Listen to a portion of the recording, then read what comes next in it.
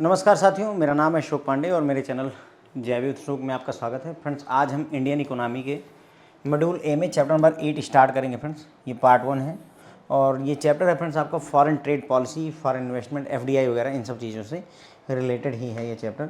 इस particular lecture में friends हम जानेंगे कि फॉरेन ट्रेड पॉलिसी क्या होती है और साथ ही साथ में FTP 2015-20 क्या है, यानी फॉरेन ट्रेड पॉलिसी 2015 और 20 क्या है। ठीक है, तो ये भी हम यहाँ पर देखने वाले हैं। तो फ्रेंड्स स्टार्ट करेंगे। Foreign trade policy, foreign investment and economic development. तो सबसे पहले ये जानते हैं कि फॉरेन ट्रेड पॉलिसी क्या होती है। Foreign trade policy refers to the economic policy that govern an economy's export import activity. तो फॉरेन ट्रेड पॉलिसी रेफर करता है ऐसी इकोनॉमिक पॉलिसी की जो कि गवर्न करता है इकोनॉमी के इम्पोर्ट और एक्सपोर्ट एक्टिविटी को। ठीक है, तो यानी कि किसी भी कंट्री के एक्सपोर्ट और इंपोर्ट एक्टिविटी को मैनेज करने के लिए जो पॉलिसी बनाई जाती है उसे फ्रेंड्स फॉरेन ट्रेड पॉलिसी कहा जाता है। इकोनॉमिक जो पॉलिसी होती है उसके तहत ही फॉरेन ट्रेड पॉलिसी भी आती है और फॉरेन इन्वेस्टमेंट पॉलिसी भी आती है और ये दोनों ही महत्वपूर्ण कंपोनेंट होते हैं इकोनॉमिक प्रोसेस का। ठीक है, और एक वेल प्लान्ड अगर जो है फॉरेन पॉलिसी जो है होगी तो वो कंट्री की लोकल इकोनॉमी के आउटपुट को इंक्रीज करेगी और साथ ही साथ में देश की, नेशन की प्रॉस्पेरिटी को भी बढ़ाएगी। अगर फॉरेन ट्रेड पॉलिसी अच्छी है तो वो एक तो जो हमारी इकोनॉमी में प्रोडक्शन हो रहा है, आउटपुट आ रहा है, वो बढ़ेगा और प्लस नेशन में मतलब पैसे आएंगे तो नेशन भी समृद्ध होगा। India has had special foreign policy promoting trade and investment from its inception. जब से 1947 से देश आज़ाद हुआ है तब से फॉरेन ट्रेड पॉलिसी जो हमारी थी वो बेहतर थी, जिससे कि फॉरेन इन्वेस्टमेंट और जो है फॉरेन ट्रेड को बढ़ावा दिया जा सके। फिर हम बात करेंगे अगले टॉपिक की, foreign trade policy structural changes during 1990।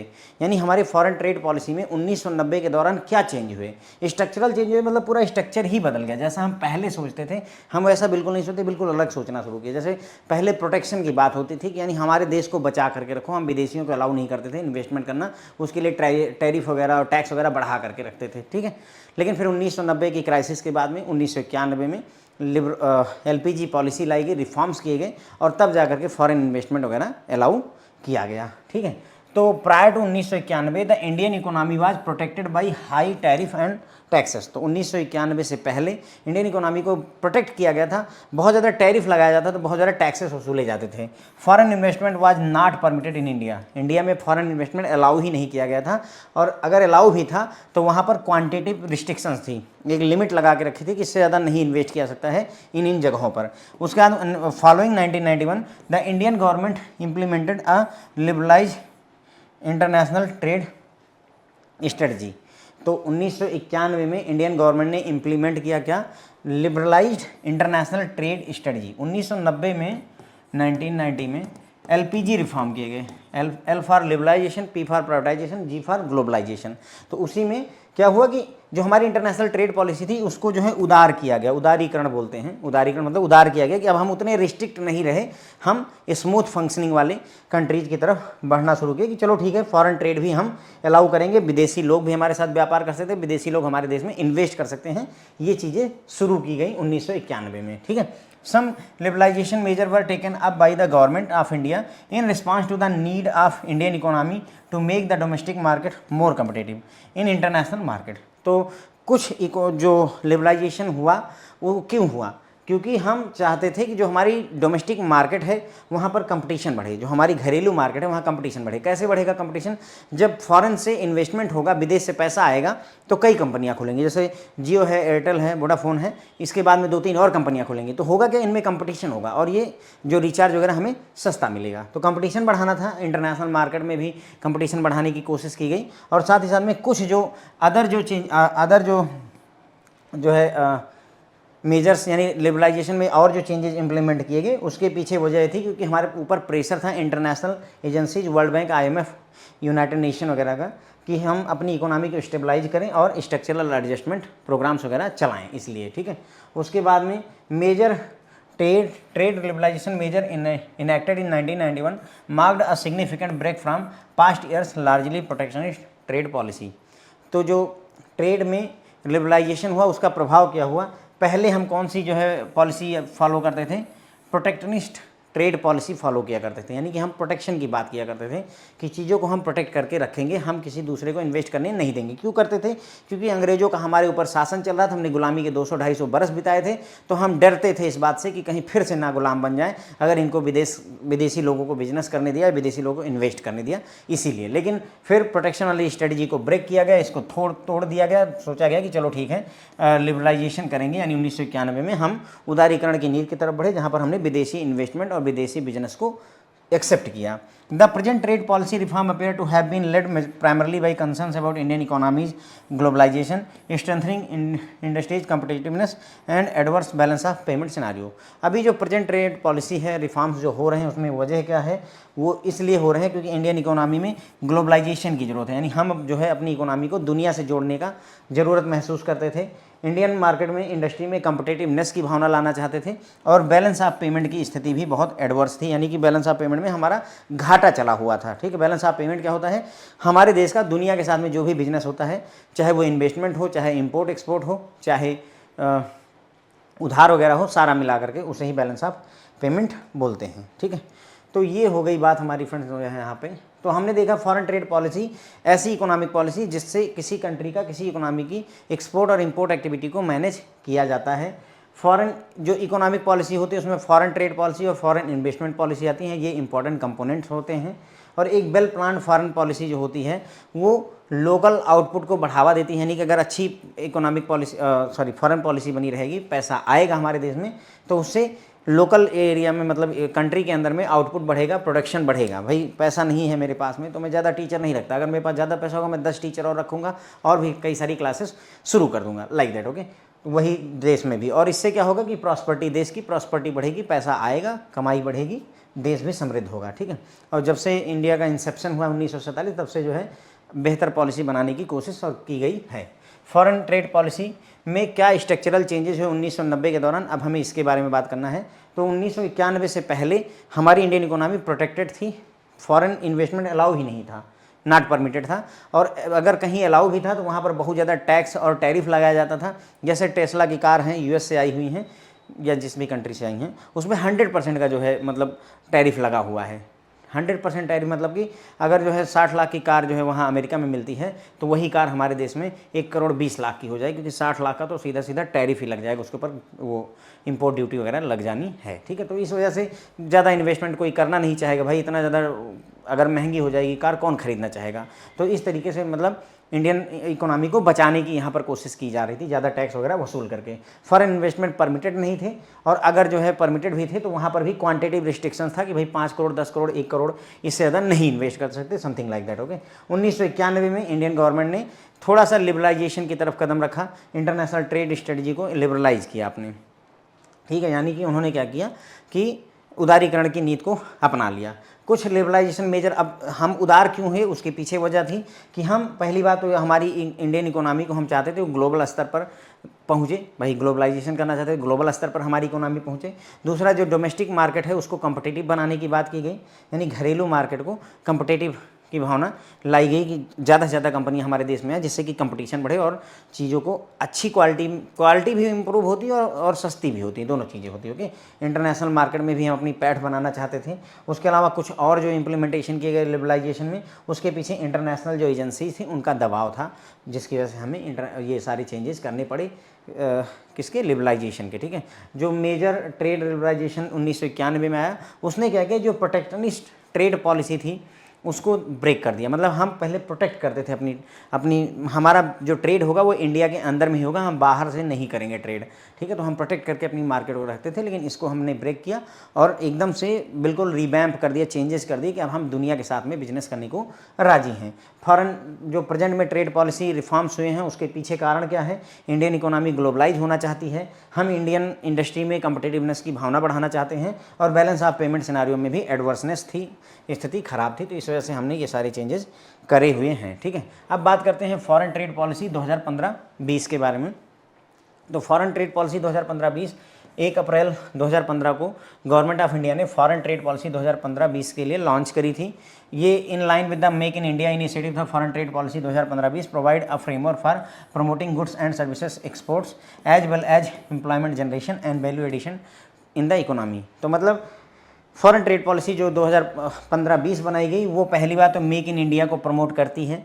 दूसरा, बेहतर क्वालिटी के गुड्स का और सर्विसेज का इंपोर्ट का एक्सपोर्ट बढ़े, बेहतर क्वालिटी के गुड्स और सर्विसेज का एक्सपोर्ट बढ़े, उस पर जोर देती है। एम्प्लॉयमेंट जनरेशन पर जोर देती है, यानी कि नौकरी के अवसर देती है। और value addition to the economy, economy में वैल्यू एडिशन भी करती है। वैल्यू एडिशन का क्या मतलब होता है, अगर आप टमाटर खरीदने जाएंगे 20 रुपये का मिलेगा, लेकिन अभी उसको प्रोसेस करके आप उसको केचप बना दें तो महंगा हो जाएगा, 200 रुपये किलो हो जाएगा। That's value addition. एक आलू मार्केट से लेंगे 2 रुपये की, 1 रुपये की मिल जाएगी। उसी एक आलू से जो है चिप्स के पैकेट बनते हैं 5 रुपये के, 10 रुपये के बिकते हैं। That's value addition. तो मतलब कहने का फॉरेन ट्रेड पॉलिसी का उद्देश्य था, एक तो एक्सपोर्ट बढ़ाना है, नौकरियों के अवसर लाने हैं, और उसके अलावा इकोनॉमी में वैल्यू ऐड करना है। ठीक है। New strategy aim to help both the industrial and service sector with a specific emphasis on improving the ease of doing business. तो मतलब जो नई स्ट्रेटजी थी उसका उद्देश्य था कि दोनों इंडस्ट्रियल और सर्विस सेक्टर दोनों को जो है इम्प्रूव किया जाए ईज ऑफ डूइंग बिजनेस के साथ में। ठीक है। यानी इंडस्ट्रियल सेक्टर को भी हेल्प करनी है, सर्विस सेक्टर को भी हेल्प करनी है, और साथ साथ ईज ऑफ डूइंग बिजनेस की सहायता से चीज़ों को इम्प्रूव भी करना है। ईज ऑफ डूइंग बिजनेस मतलब कि बिजनेस को करना आसान किया जाए आपके लिए। Foreign trade policy aim to increase India's merchandise and service export. Merchandise मतलब होता है गुड्स, सामान का, और service export from 465 billion in 1314 to 900 billion in 1920। तो फॉरेन ट्रेड पॉलिसी ने एम रखा भाई कि हमको 900 बिलियन डॉलर का एक्सपोर्ट करना है 2019-20 तक। ठीक है। हमारा जो पूरे दुनिया भर में जितना भी एक्सपोर्ट होता है उसमें हमारी जो हिस्सेदारी है 2% की है। इसको बढ़ा करके 3.5 करने की कोशिश की गई। कितना किया गया सर? 3.5% करने का प्रयास किया गया। ये भी इसमें फॉरेन ट्रेड पॉलिसी में एम बना करके रखा गया।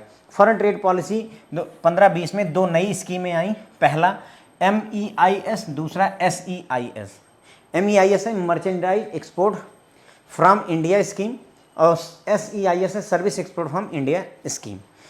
मर्चेंडाइज एक्सपोर्ट मतलब कि गुड्स जो सामान है उनको एक्सपोर्ट करना है, और service export from India scheme जो है वो सर्विसेज के एक्सपोर्ट के लिए बात करता है। साइलेंट फीचर जो है इनकी क्या क्या हैं, तो देखिए हमने यहाँ पर देखा फॉरेन ट्रेड पॉलिसी 2015-20 आई। 1 अप्रैल 2015 को ये पॉलिसी लाई गई। मेक इन इंडिया प्रोग्राम को यहाँ पर इम्प्लीमेंट करने की बात की गई, मेक इन इंडिया प्रोग्राम को बढ़ावा देने की बात की गई।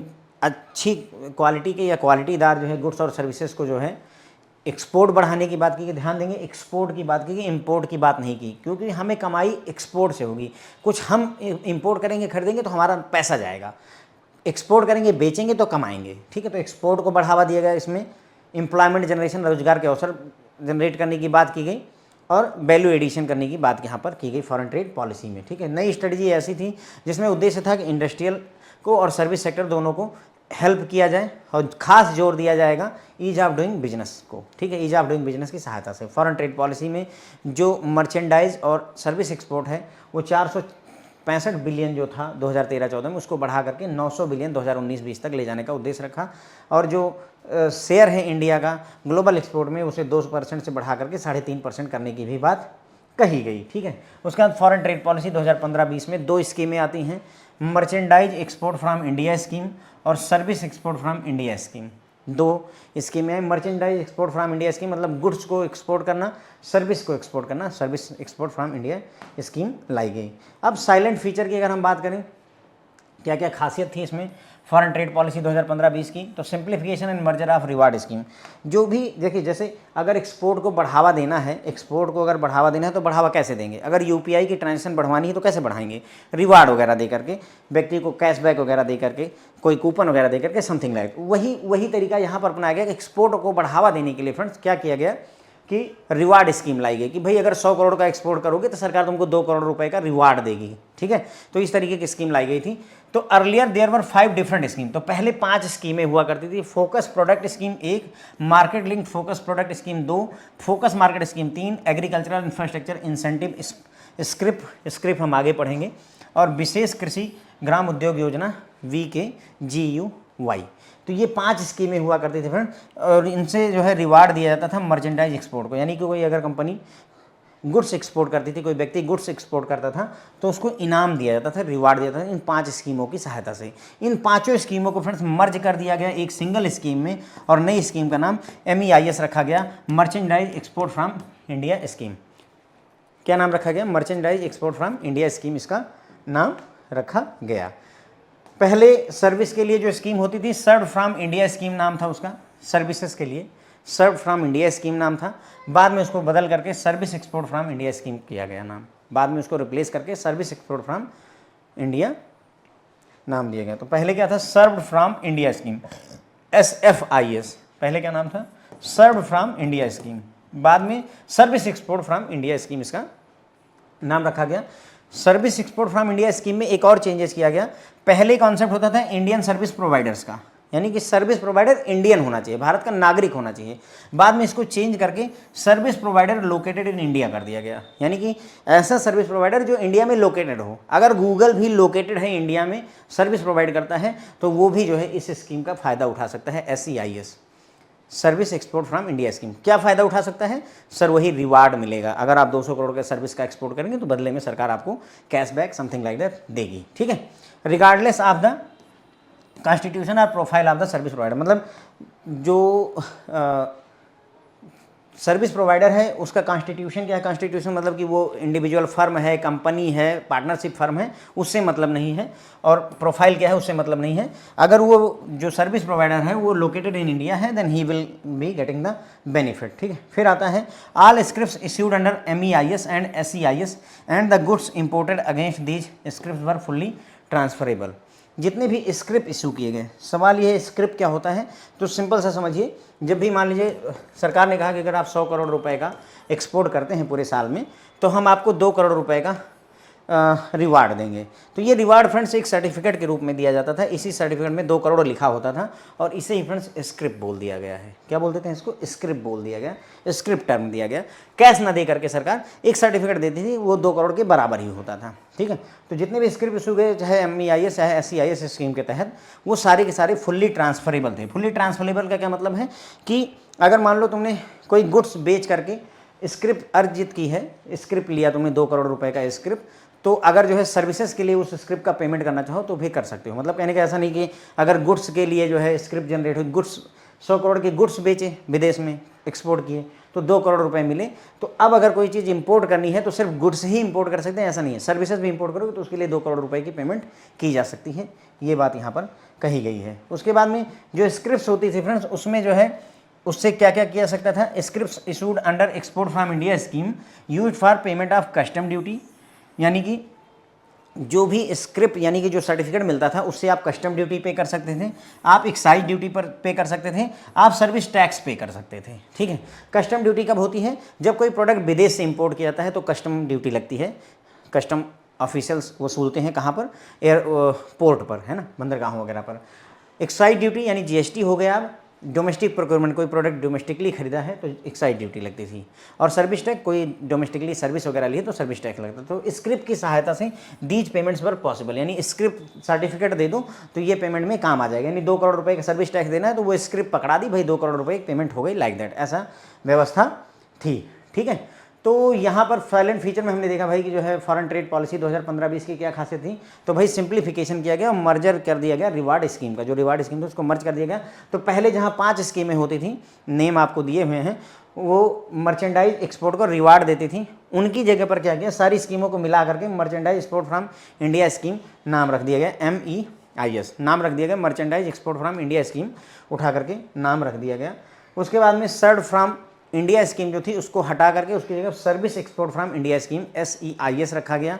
जो SEIS था वो एप्लीकेबल था किस पर? Service provider located in India के लिए। यानी कि पहले क्या होता था, इंडियन सर्विस प्रोवाइडर की बात होती थी, उसको भी हटा करके सर्विस प्रोवाइडर जो कि इंडिया में लोकेटेड है उसकी बात कर ली गई। यहाँ नागरिक होना जरूरी है, इंडियन सर्विस प्रोवाइडर में इंडियन होना जरूरी है। यहाँ पर service provider located in India का मतलब इंडिया में लोकेटेड हो, किसी भी देश का नागरिक हो, वो मुद्दा नहीं रहेगा। जितनी भी स्क्रिप्ट इशू की जाती थी, चाहे वो मर्चेंडाइज स्कीम के तहत चाहे सर्विस एक्सपोर्ट की स्कीम के तहत, सब में जो है ट्रांसफरेबिलिटी की खासियत अवेलेबल थी, ठीक है। उसके बाद जो स्क्रिप्ट थी, जो स्क्रिप्ट मिलती थी यानी कि जो सर्टिफिकेट मिलता था, उसकी सहायता से कस्टम ड्यूटी, एक्साइज ड्यूटी और सर्विस टैक्स को पे करने की आज़ादी दी गई थी, ठीक है।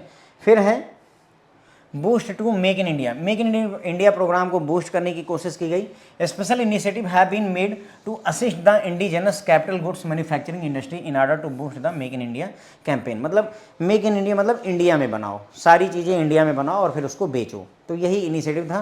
तो यहाँ पर ज़्यादा जोर दिया गया जो इंडिजिनस घरेलू स्तर पर जो कैपिटल गुड्स मैन्युफैक्चरिंग इंडस्ट्री थी उनको ज़्यादा इंसेंटिव देने की भी बात यहाँ पर की गई। Export promotion capital goods plan बनाया गया। एक्सपोर्ट प्रमोशन कैपिटल गुड्स यानी कि कैपिटल गुड्स का प्रमोशन करने के लिए एक स्कीम बनाई गई। स्कीम की खासियत क्या थी कि अगर आपको मान लेते हैं इंसेंटिव लेने के लिए अगर आपको 100 करोड़ रुपए का टारगेट दिया जाता था, मान लेते हैं कि ऐसा कहा गया कि मतलब जो है मैन्युफैक्चरिंग में अगर 100 करोड़ का जो है एक्सपोर्ट करेंगे आप, तो बदले में आपको 2 करोड़ रुपए का रिवार्ड या स्क्रिप्ट मिलेगा। तो इस स्कीम के तहत ये कहा गया कि भाई ये जो 100 करोड़ का टारगेट है तुम्हारा ना, इसको हम 75% यानी 75 करोड़ ही मान लेंगे अगर तुम जो ये गुड्स एक्सपोर्ट कर रहे हो ये डोमेस्टिकली प्रोक्योर करो, डोमेस्टिकली बनाओ। अगर डोमेस्टिकली यानी घर देश में मैन्युफैक्चर करोगे, देश में प्रोक्योर करोगे, सामान खरीदोगे, बनाओगे, असेंबल करके बेचोगे, तो तुम्हारे ऊपर हम जो है 100 करोड़ का टारगेट हटा करके 75 करोड़ का टारगेट भी पूरा कर लिया तो भी हम तुम्हें 2 करोड़ रुपए का प्रॉफिट दे देंगे, 2 करोड़ का रिवार्ड मिल जाएगा। ये इसकी खासियत है, ठीक है। तो इस एक्सपोर्ट एप्लीकेशन घटा करके 75% कर दी गई थी। एक्सपोर्ट प्रमोशन कैपिटल गुड्स जो प्लान थे, एक्सपोर्ट प्रमोशन कैपिटल गुड्स जो प्लान थे कि अगर कैपिटल गुड्स जो है परचेज किए गए डोमेस्टिक प्रोड्यूसर से चीज़ें खरीदोगे और उसके बाद उसको एक्सपोर्ट करोगे तो एक्सपोर्ट ऑब्लिगेशन को 75% कर दिया गया था। Export commodity with a strong domestic content and value addition had received greater level of incentives under MEIS। वही बोला इन्होंने कि अगर कोई कमोडिटी है जो डोमेस्टिकली स्तर पर जो है प्रोड्यूस की जा रही है और उसको एक्सपोर्ट किया जा रहा है तो उस केस में इंसेंटिव जो है ज़्यादा दिया जाता था। किसमें? MEIS में, मर्चेंडाइज एक्सपोर्ट स्कीम के तहत, ठीक है। तो यहाँ पर बात की गई कि भाई बूस्ट किया जा रहा है मेक इन इंडिया को, तो मेक इन इंडिया में क्या किया गया, विशेष कोशिश की गई कि जो भी चीज़ें एक्सपोर्ट की जाए वो इंडिया में मैन्युफैक्चर हो। बेसिकली कोशिश यही थी हमारी, ठीक है। Export promotion capital goods scheme लाई गई, प्लान लेकर आया गया जिसमें ये कहा गया कि जो तुम्हारी एक्सपोर्ट की एप्लीकेशन उसको 100% से घटा करके हम 75% कर देंगे अगर जो कुछ भी प्रोडक्ट तुम एक्सपोर्ट करो उसको लोकली यानी कि घरेलू स्तर पर मैन्युफैक्चर करो तब, ठीक है। अगर तुम जो है पता चल रहा है कि चाइना से कोई चीज़ इंपोर्ट कर रहे हो फिर उसको असेंबल कर रहे हो, मैन्युफैक्चर करो और फिर बेच रहे हो तो ये तुम्हारे ऊपर लागू नहीं होगा। जैसे आईफोन के केस में चीज़ें चाइना में बनती हैं, इंडिया में असेंबल होती है और फिर बेची जाती हैं। चिप वगैरह सब चाइना ही बनाता है। अब अगर वो चिप हमारे देश में बनाई जाए, है ना, हमारे देश में बनाई जाए, यहीं पर ही असेंबल हो और फिर बेचा जाए US में, तो उस केस में ये जो ऑब्लिगेशन वो 75% कर दी जाएगी 100% की जगह पर, ठीक है। तो जो export promotion capital goods plan आया हुआ था फ्रेंड्स, इसका उद्देश्य यही था ना कि अगर आपका 100% की जगह पर 75% आपका ऑब्लिगेशन हम कर देंगे। और कोई भी एक्सपोर्ट कमोडिटी थी जिसमें डोमेस्टिक कंटेंट ज़्यादा होता था, वैल्यू एडिशन इकोनॉमी में हो रहा है, तो उसमें इंसेंटिव जो है MEIS के तहत ज़्यादा प्रोवाइड किया जाता था, ठीक है। फिर आती है बात trade facilitation and ease of doing business. मतलब कहने का कि बिजनेस अच्छे से हो सके उसके लिए क्या प्रयास किया गया, आसानी से हो सके उसके लिए क्या प्रयास किया गया। ट्रेड फैसिलिटेशन यानी बिजनेस आसानी से हो सके और ईज ऑफ डूइंग बिजनेस यानी कि बिजनेस आसानी से हो सके, इसके लिए क्या क्या प्रयास किए गए। तो hard copies of application and specific paper which were formerly required for incentive programs and duty exemption scheme were no longer required। तो पहले जो हार्ड कॉपी चाहिए थी एप्लीकेशन की और विशेष डॉक्यूमेंट्स की जो इंसेंटिव प्रोग्राम के तहत या ड्यूटी एग्जिम्पशन स्कीम के तहत चाहिए होती थी वो अब नहीं ज़रूरत है, उनकी नो लॉन्गर नीडेड हैं। Paper work for export consignment were allowed to be submitted digitally as evidence for designated market. उसके बाद में अगर आपने कोई कंसाइनमेंट एक्सपोर्ट किया है, कोई सामान भेजा है विदेश में, एक्सपोर्ट किया है, तो उसके लिए पेपर वर्क की ज़रूरत नहीं है, आप उसका प्रूफ जो है डिजिटली भी सबमिट कर सकते हैं, ये भी अलाउ किया गया। तो देखो इससे फ़ायदा क्या हो रहा है, चीज़ें आसान हो रही हैं फ्रेंड्स, है ना, चीज़ें आसान हो रही हैं, ओके। उसके बाद में once permanent record documents are uploaded in the exporters importers profile there is no need to provide copies with each application.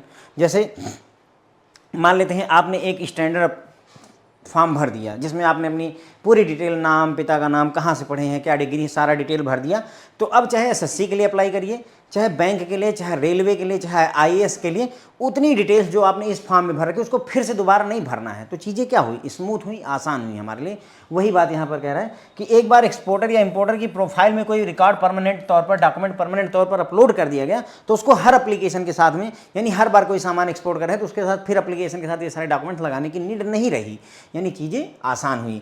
Dedicated email addresses बनाए गए फ्रेंड जो है, ताकि जो है स्पीडली और पेपरलेस कॉन्टैक्ट किया जा सके किसके साथ, DGFT के जो ग्रुप्स हैं, जैसे नाम्स कमेटी के साथ में या एग्जिम फैसिलिटेशन कमेटी के साथ में कांटेक्ट, यानी कि ईमेल आईडीज़ दी गई जिससे तेज़ी के साथ आप कांटेक्ट कर सके किसके साथ, director general of foreign trade के साथ में, उनकी जैसे नाम्स कमेटी जो रूल्स रेगुलेशन बनाती है उनके साथ में, या एग्जिम मतलब एक्सपोर्ट इंपोर्ट फैसिलिटेशन कमेटी के साथ में भी आप कांटेक्ट कर सकते हैं फ्रेंड्स। ओके, तो ये हो गई बात हमारी फ्रेंड जो है।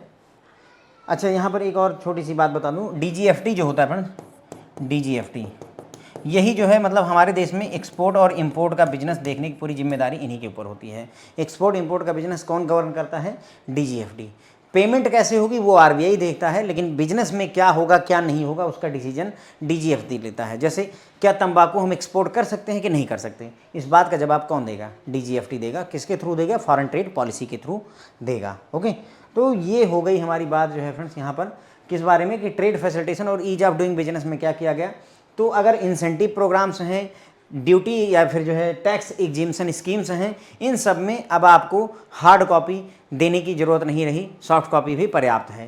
पेपर वर्क जो है, अगर कोई एक्सपोर्ट कंसाइनमेंट भेजा है तो उसके लिए पेपर वर्क करने की ज़रूरत नहीं, डिजिटल एविडेंस भी पर्याप्त था कि आपने कोई चीज़ एक्सपोर्ट करी है। एक बार परमानेंट रिकॉर्ड और डॉक्यूमेंट जो है इंपोर्टर या एक्सपोर्टर की प्रोफाइल पर अपलोड हो गया है तो अब आपको ज़रूरत नहीं है कि जो है हर बार हर एप्लीकेशन के साथ में एक कॉपी आप उसकी भेजें, नहीं, उन डॉक्यूमेंट्स की नीड नहीं है। उसके अलावा डेडिकेटेड ईमेल आईडी बनाएगी जिससे आप नॉर्म्स कमेटी और EXIM export import facilitation committee से डायरेक्ट कांटेक्ट कर सकते हैं, DGFT के director general of foreign trade. मैंने आपको ये भी बताया कि director general of foreign trade he import और एक्सपोर्ट का पूरा बिजनेस हमारे देश में देखते हैं। फिर आती है बात फ्रेंड्स जो है हाईलाइट्स की।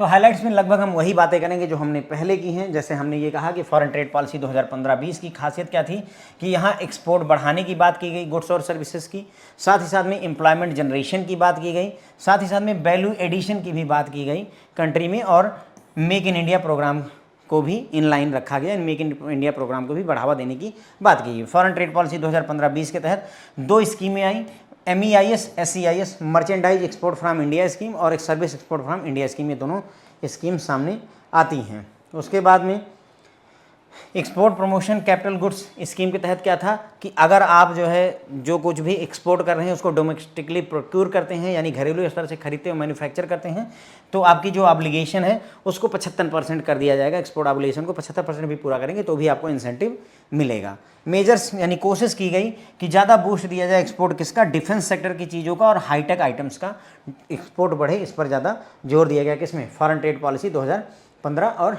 20 में। ई कॉमर्स का एक्सपोर्ट जो है अगर किया जा रहा है, जैसे हैंडलूम के प्रोडक्ट हो गए, बुक्स वगैरह हो गई, लेदर फुटवेयर टॉयज़ वगैरह हो गए, तो इनको भी जो है MEIS स्कीम के तहत बेनिफिट मिलेगा, बशर्ते कि जो वैल्यू है वो 25,000 रुपये तक की होनी चाहिए। उसके बाद में ऐसे मैन्युफैक्चरर जो स्टेटस होल्डर हैं उनको जो है मतलब अपने जो भी गुड्स मैन्युफैक्चर किए हुए हैं उनको सेल्फ सर्टिफाई कर सकते हैं कि ये इंडिया में मतलब जो है मैन्युफैक्चर किए गए हैं। अभी क्या करना पड़ता है, मतलब इनको मैन्युफैक्चरर अगर हैं तो उनको सबूत देना पड़ता है कि हाँ ये प्रोडक्ट यहीं इंडिया में ही बना है, इस बात का सबूत देना पड़ता था। लेकिन यहाँ इस पॉलिसी में कहा गया कि नहीं, अब सबूत देने की जरूरत नहीं, तुम बस को कागज़ पे लिख करके दे दो भाई कि मैं सर्टिफाई करता हूँ कि ये प्रोडक्ट इंडिया में ही बना है, तो हम मान लेंगे। जैसे पहले था कि हम जो हमारे डॉक्यूमेंट्स हुआ करते थे, हाई स्कूल इंटरमीडिएट वगैरह की मार्कशीट वगैरह ले जा करके किसी गजटेड ऑफिसर से सर्टिफाई करवाते थे। मोदी जी ने उस स्कीम को हटाए, बोला कि ये सब नहीं, आप सिर्फ सेल्फ सर्टिफाई करो कि हाँ ये सब कुछ सही है, बाकी बात खत्म हो जाती है। तो वही बात यहाँ पर हुई कि भाई अब स्टेटस होल्डर अगर है, स्टेटस होल्डर का क्या मतलब होता है, मैन्युफैक्चरर स्टेटस होल्डर का मतलब ऐसा मैन्युफैक्चरर जिसका ट्रैक रिकॉर्ड अच्छा हो, कभी घपला ना किया हो, घोटाला ना किया हो, फ्रॉड ना किया हो, ऐसे को स्टेटस होल्डर बोल देंगे। तो उनको सेल्फ सर्टिफिकेशन से भी काम चल जाएगा कि हाँ तुमने कह दिया कि ये प्रोडक्ट यहीं पर बना है तो हम ये मान भी लेंगे। इसके अलावा बहुत सारे स्टेप्स लिए गए हैं ताकि इनकरेज किया जा सके मैन्युफैक्चरिंग और एक्सपोर्ट को।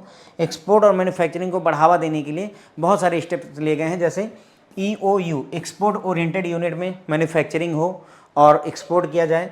इलेक्ट्रॉनिक हार्डवेयर टेक्नोलॉजी पार्क में मैन्युफैक्चरिंग हो, एक्सपोर्ट किया जा सके।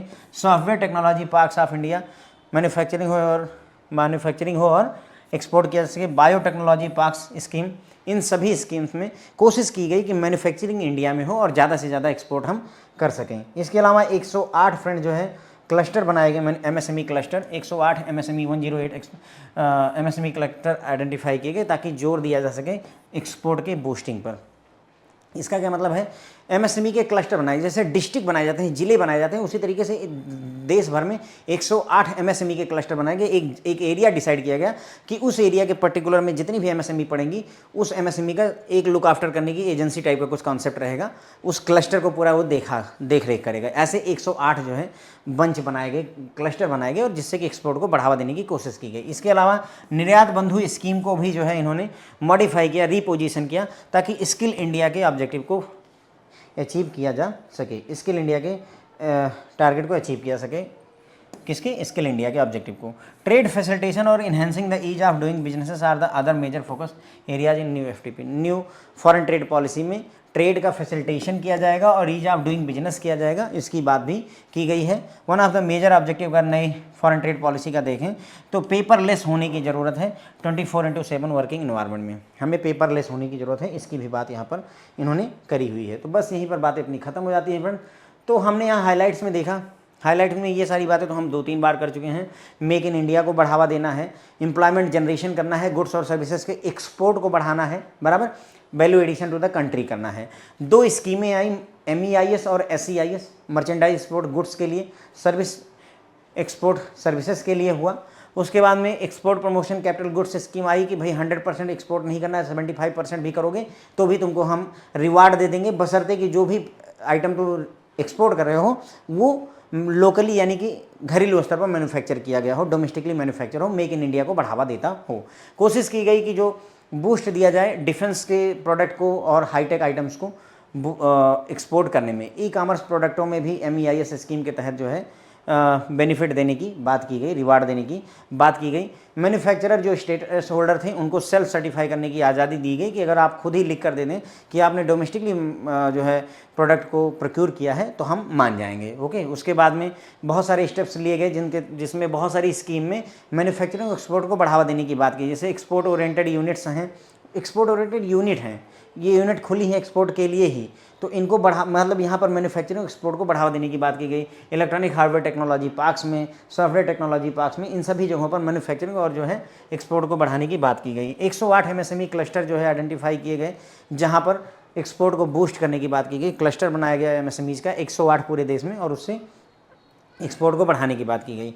निर्यात बंधु स्कीम जो है में क्या किया गया, उद्देश्य था कि निर्यात बंधु स्कीम को मॉडिफाई किया जाए ताकि जो है स्किल इंडिया प्रोग्राम के ऑब्जेक्टिव को अचीव कर लिया जाए। ट्रेड फैसिलिटेशन और ईज ऑफ डूइंग को बढ़ाने की बात यहाँ पर की गई और साथ ही साथ में पेपरलेस जाने की भी बात यहाँ पर जोर दी गई है फ्रेंड्स। ओके, तो बस यहीं पर फ्रेंड्स अपना ये पूरा लेक्चर ख़त्म हो जाता है। होप है फ्रेंड्स ये आपको पसंद आएगा। Thank you so much friends.